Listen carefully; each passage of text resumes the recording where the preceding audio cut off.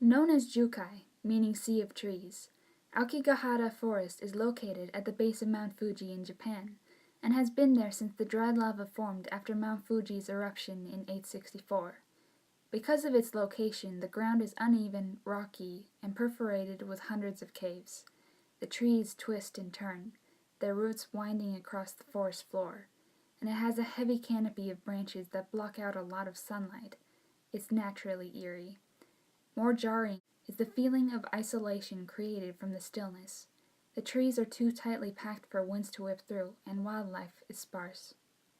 Aokigahara is a magnet for tourism and paranormal enthusiasts who believe the forest is one of the most haunted locations on the planet. But what's known as the Sea of Trees also goes by another name, the Suicide Forest. It is the second most popular spot in the world to commit suicide. This quickly becomes apparent as, at the forest entrance, there are signs urging visitors to think of their family, seek help, and offering a suicidal prevention number to dial.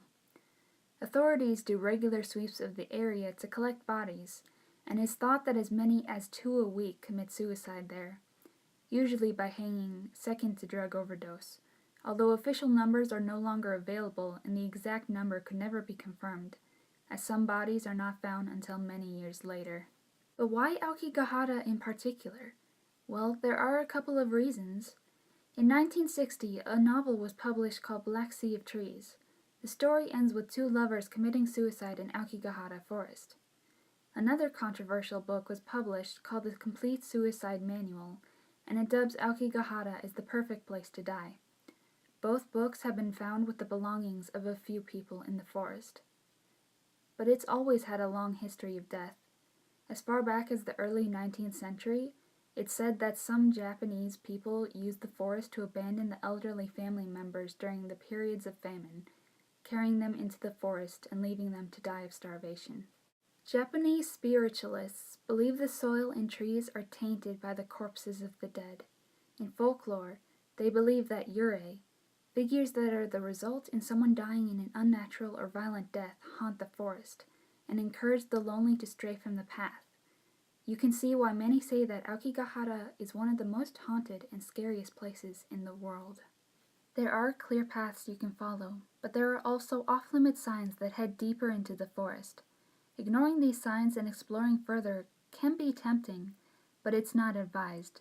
The forest is deceivingly disorienting.